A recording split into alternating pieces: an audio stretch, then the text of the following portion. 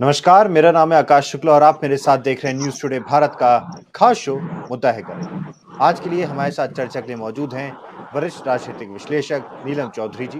नीलम जी, आपका news today Bharat पर बहुत-बहुत स्वागत है।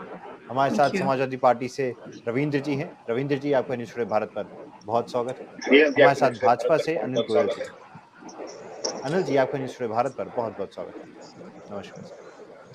आज सबसे पहले मैं आज के मुद्दे का थोड़ा-सा ब्रीफ इंट्रोडक्शन देना चाहूँगा। जी, नीलम जी। अनिल गोयल जी, आपने नीलम जी की बातें सुनी, आपको क्या कहना है? आप क्या कहना चाहेंगे? जो वजह उन्होंने बताई वही सारी वजह हैं? या सच में जो चर्चा है वो कमज़ोर हो गई?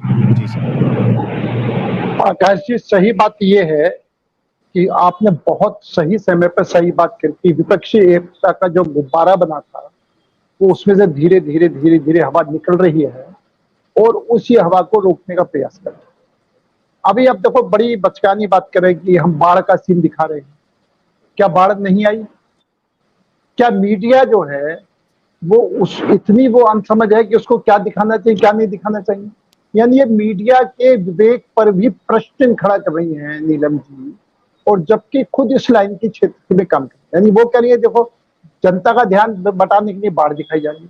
भाई, बाढ़ आई है जनता को सावधान करने के लिए कि भी हमको बच के रहना चाहिए, इन रास्तों से नहीं निकलना चाहिए, यहाँ पर ऐसी ऐसी बात हो रही है। तो अगर उसको मीडिया बता रही है तो वो कह रही है हम जनता का ध्यान बटाने के लिए मीडिया बाढ़ को बढ़ा चढ़ा करके पेश कर रहे हैं। अब जब ये सोच करके विपक्षी लोग एक साथ होंगे तो निश्चित तौर पर उनकी एकता की हवा निकलेगी निकलेगी। अभी उन्होंने कहा कि पार्टियां टूट रही हैं, ऐसा संदेश दिया जा रहा है। क्या पार्टी नहीं टूट रही? पार्टी टूट रही है, ये अपनी पार्टी को इकट्ठा नहीं रख पा रहे हैं, इनके अंदर बेचैनी है और उसका ठिकरा भी वो भाजपा के ऊपर फोड़ना चाहते हैं। भाई, आप अपना घर नहीं संभाल पा रहे हैं, आपका अपना घर नहीं संभल रहा है, तो इसके अंदर भारतीय जनता पार्टी काहे का दोष है भाई? तो प्रश्न क्या है कि चितवी मेरी पटरी मेरी, पार्टी टूटे तो भारतीय जनता पार्टी टूट रही है, विपक्षी एकता टूटे तो भारतीय जनता पार्टी तोड़ रही है, विपक्षी एकता बन रही तो हम विपक्षी एकता बना रहे हैं, बाढ़ आ रही है तो भारतीय जनता पार्टी बाढ़ ले आई। मतलब ये सब चीजें जो बचकाना वाली बात हो रही है वो इनको ये दर्शाती हैं कि इनके अंदर पूरी तरीके से बौखला है। अभी तक भी ये सर, मैं एक सेकंड, अभी तक भी मैं सिर्फ एक बात पूछना चाहता हूँ।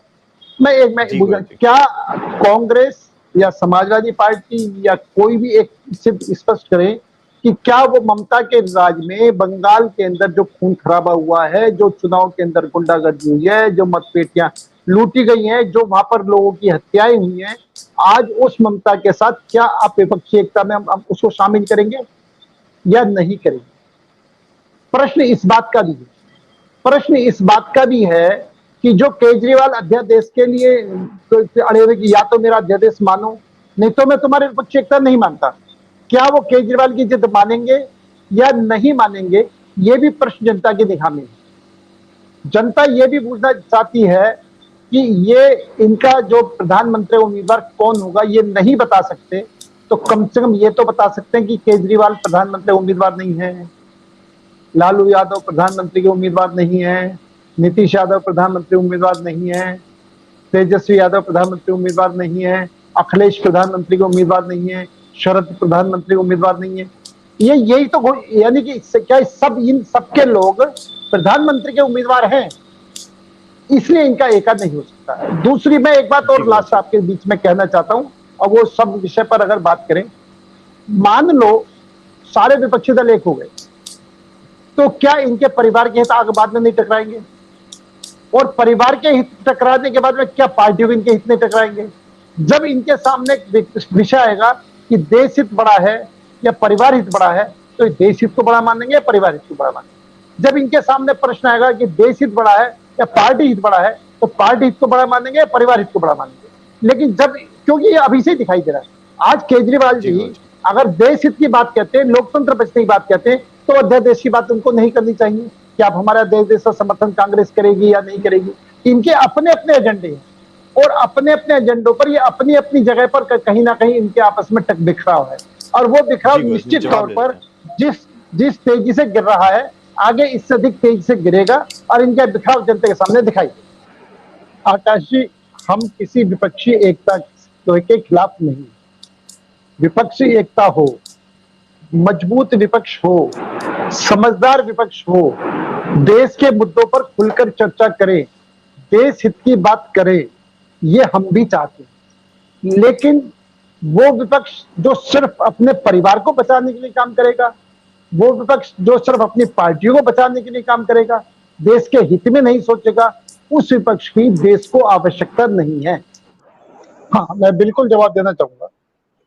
अभी इन्होंने पीएम के उम्मीदवार की बात करी, तो 2014 के अंदर सभी विपक्षी दलों ने भाजपा से सिर्फ कहा था कि आपका पीएम का उम्मीदवार कौन, आपका पीएम का उम्मीदवार कौन है। अगर वो संवैधानिक था तो आज हम पीएम के उम्मीदवार की बात करें तो आज हम भी संवैधानिक। अगर वो असंवैधानिक था तो आपने ही असंवैधानिक बात उठाई, और आज जब वो प्रश्न आपकी पाली में पड़ा हुआ है तो आप संविधान की बात करने लगे। दूसरी बात मैं कहता हूं, उत्तर प्रदेश से जब चुनाव होते हैं तो सीएम के उम्मीदवार अखिलेश यादव क्यों? आपने जब तक नहीं कही सीएम के उम्मीदवार अखिलेश यादव नहीं होंगे, तब तो ये कहते कि भाई ठीक है, मैं समाजवादी पार्टी चुनाव लड़ रही है, जो विधायक जीतेंगे, संविधान तो यही कहता है कि जो विधायक जीतेंगे वो अपना सीएम तय करेंगे।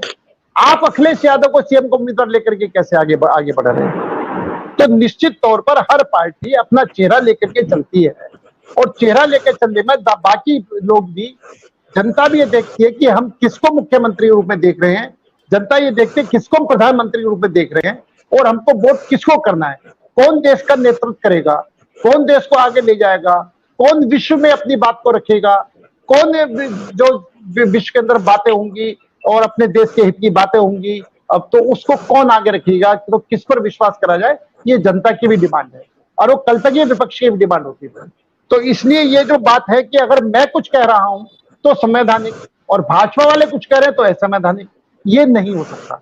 या तो दोनों बात असंवैधानिक होंगी या दोनों ही बातें संवैधानिक होंगी। जी गोयल जी। और एक बात और मैं कहना, मैं एक अध्यादेश की बात करें। अभी इन्होंने कहा कि सुप्रीम कोर्ट का ये फैसला आ गया, सुप्रीम कोर्ट का वो फैसला आ गया, अध्यादेश अपने आप ही खत्म हो जाएगा। प्रश्न ये था कि एकता के लिए केजरीवाल ने जो अध्यादेश का अड़ंगा लगाया, फैसला सुप्रीम कोर्ट ने जो करना है, तो सुप्रीम कोर्ट का कोई भी फैसला हो, लेकिन उन्होंने जब मीटिंग का अड़ंगा लगाया है उसको स्वीकार करने के लिए तैयार नहीं है। भाई सुप्रीम कोर्ट का काम ना ये करेंगे ना मैं करूंगा, सुप्रीम कोर्ट करेगी, वो फैसला कुछ भी दें। लेकिन जब उन्होंने जिद लगाई कि भाई विपक्षी एकता में मैं भाग ही जब लूंगा जब आप अध्यादेश के समर्थन करेंगे या अपना रुख स्पष्ट करेंगे, तो आज विषय यह है कि उनका कांग्रेस का रुख क्या है।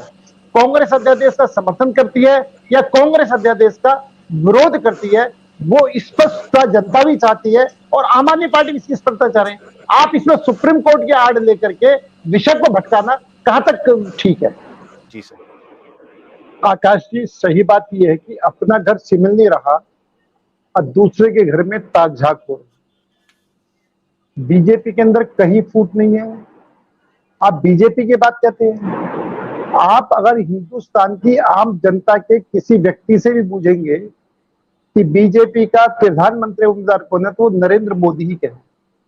आप बीजेपी कार्यकर्ता की बात करते हैं, आप विपक्षी दल के किसी भी कार्यकर्ता से पूछेंगे कि बीजेपी की तरफ से पीएम का उम्मीदवार कौन है, नरेंद्र मोदी है। एक स्वाभाविक उम्मीदवार, स्वाभाविक प्रत्याशी नरेंद्र मोदी पीएम के रूप में उभरे। क्यों उभरे हैं? कि उन्होंने पूरे 9 साल 10 साल के अंदर जो देश की सेवा करी है, देश को आगे बढ़ाया है, तो हिंदुस्तान की जनता के प्रत्येक व्यक्ति के मन में स्पष्ट है कि भारतीय जनता पार्टी के प्रधानमंत्री उम्मीदवार नरेंद्र मोदी के अलावा और कोई नहीं। और जहां तक ये बात ठीक है कि आज से पहले कभी ये चीज इंदिरा गांधी के बारे में भी कि भाई अगर कांग्रेस में अगर पीएम का उम्मीदवार सिर्फ इंदिरा गांधी है, कभी कांग्रेस में पीएम के उम्मीदवार सिर्फ जवाहरलाल नेहरू। तो ये एक जो नेतृत्व कर रहा है, जो नेतृत्व को देश को आगे लेके जा रहा है, उस पार्टी के हर कार्यकर्ता देश का व्यक्ति भी कहता है। तो आज ये हम कह रहे हैं कि तुम्हारा पीएम का उम्मीदवार कौन है, तो ये हमें कानून की बात बता रही है। और जब हम इनसे कहते हैं कि वो कानून 2014 में कहा था, तो उसकी बात बता रहे हैं। अभी ये थोड़ी देर पहले इन्होंने कहा था केरल के जो ममता बनर्जी के राज में हुआ है कि जो तोड़फोड़ हुई वो बीजेपी वालों ने कराई है। ये सीआरपीएफ वहां पर क्या कर रही थी, ये क्या कर रहे थे, वो क्या, यानी कानून विभाग के मुख्यमंत्री कौन है? ममता बनर्जी। कानून व्यवस्था सुचारू रूप से जा रही है, उसकी जिम्मेदारी किसकी है? ममता बनर्जी की। आप कानून व्यवस्था ठीक कर नहीं पा रहे हो, आप वहां पर दंगे हो रहे हैं, वहां पर पुलिस उन दंगों को रोक नहीं पा रही है, उस कमी को भी आप बीजेपी को डाल रहे हो। अगर आप किसी भी स्टेट में कानून व्यवस्था को नहीं सुधार सकते हो और बीजेपी को उम्मीदवार के ऊपर ठोक रहे हो, जिम्मेदारी थोप रहे हो, तो आपको कह देना चाहिए कि हम हम सब बंगाल को संभाल नहीं सकते, हमारे बस की कानून व्यवस्था नहीं है। और मैंने क्या कहा है कि उस कानून व्यवस्था पर कांग्रेस की टिप्पणी, कांग्रेस कहती है कि जंगल राज है, कांग्रेस ने अधीर रंजन जो इनके नेता है, कांग्रेस नेता, उन्होंने ममता बनर्जी पर जो टिप्पणी करी है उस टिप्पणी के बारे में स्पष्ट नहीं है। यदि आप अगर स्टेटों में तो आपस में लड़ेंगे, केंद्र में एक साथ लड़ेंगे, ऐसे कैसे हो जाएगा? यानी पश्चिम बंगाल के अंदर ममता बनर्जी के साथ कांग्रेस लड़ रही है, सीपीएम लड़ रही है, जो सीपीएम पार्टी है, बीजेपी लड़ रही है, और केंद्र में एक की बात करें, उत्तर प्रदेश के अंदर अखिलेश यादव अलग लड़ रहे, कांग्रेस अलग लड़ेगी, दिल्ली के अंदर केजरीवाल अलग लड़ेंगे, कांग्रेस अलग लड़ेगी।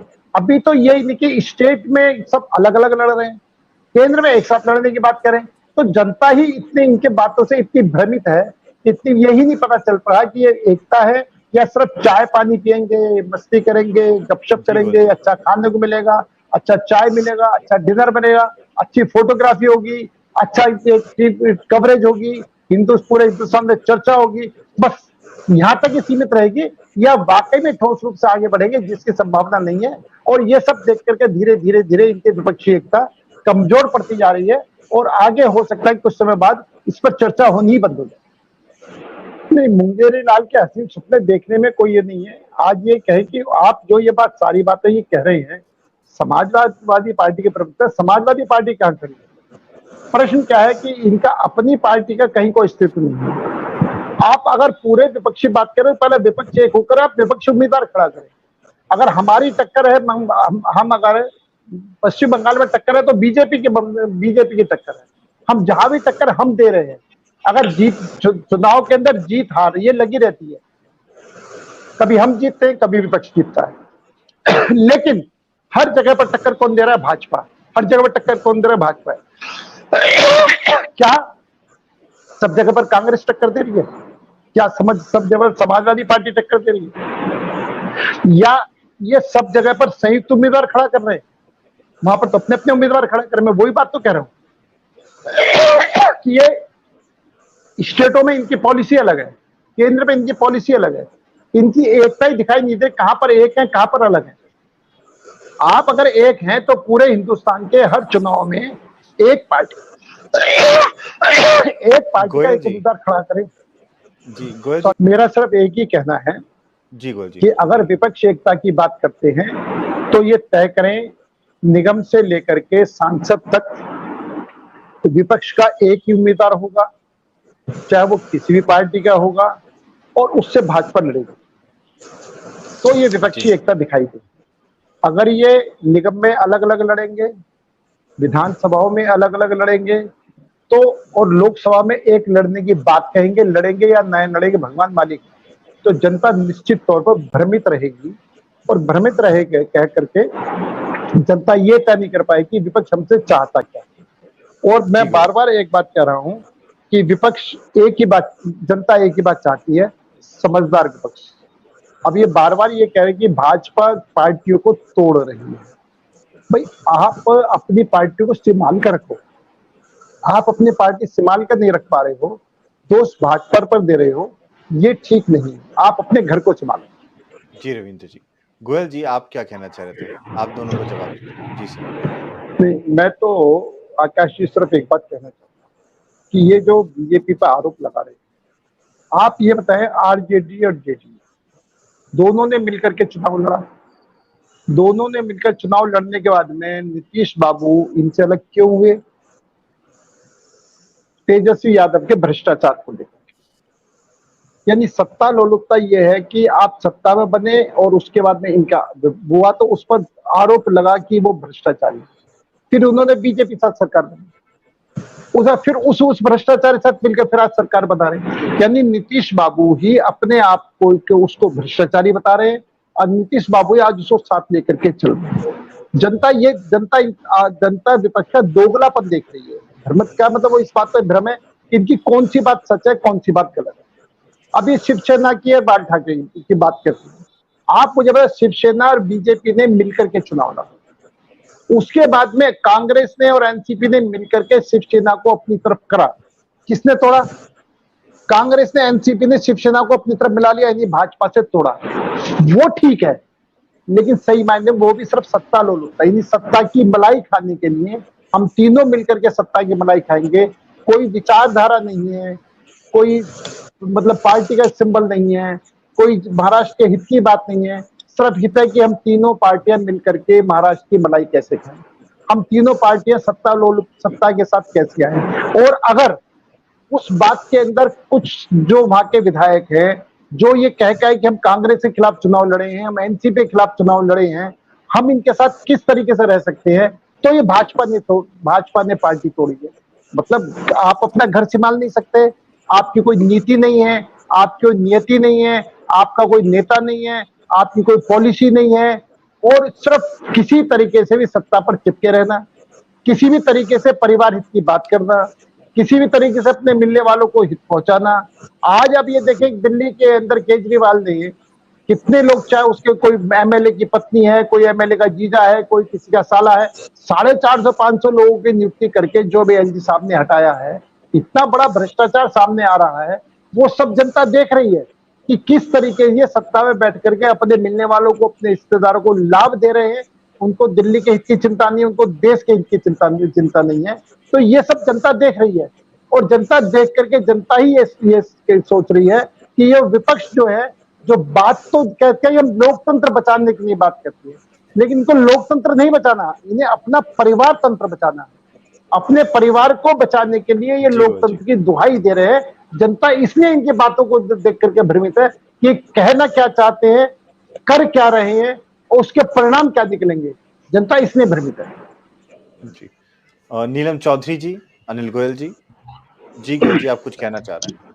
मैं सिर्फ एक से जो डर की इन्होंने बात करी है, हमेशा भ्रष्टाचारी डरते हैं, और वो चाहे ईडी का डर हो, चाहे सीबीआई का डर हो, चाहे पुलिस का डर हो। अगर किसी मोहल्ले में पुलिस जाती है तो उस मोहल्ले का अपराधी को डर लगता है कि भाई कहीं मैं पकड़ा ना जाऊं, और जब पुलिस जाती है तो आम पब्लिक कहती है अरे वो व्यक्ति गलत है, उसके यहाँ तो पुलिस नहीं आई है। उसके यहाँ तो देखो, जो गलत नहीं करता उसको डरने की जरूरत नहीं है। और जो कह रहे हैं विपक्षी दल डर रहे हैं, विपक्षी दलों पर दबाव बना जा रहा है, इसका मतलब वो कहीं ना कहीं भ्रष्टाचार में फंसे हैं, कहीं ना कहीं गलतियां कर रहे हैं, उन गलतियों से डर रहे हैं। तो निश्चित तौर पर मैं बार बार हमारे प्रधानमंत्री की गारंटी हम देते हैं कि कोई भी भ्रष्टाचारी बचेगा नहीं, चाहे किसी भी कितना भी बड़ा नेता क्यों ना, हम किसी भी भ्रष्टाचारी को नहीं बख्शेंगे। ये हमारी गारंटी है। हमारी ईडी, हमारी सीबीआई, हमारी जांच एजेंसियां किसी भी भ्रष्टाचारी को नहीं बख्शेंगे। जी गोयल जी, नीलम चौधरी जी, अनिल गोयल जी और रविंद्र प्रताप जी, आप सभी ने अपने कीमती समय से हमारे लिए कुछ पल निकाले और इस मुद्दे पर जनता को अपना पर्सपेक्टिव और अच्छे से एक्सप्लेन करने का प्रयास किया। आप सभी का न्यूज़ टुडे भारत से जुड़ने के लिए बहुत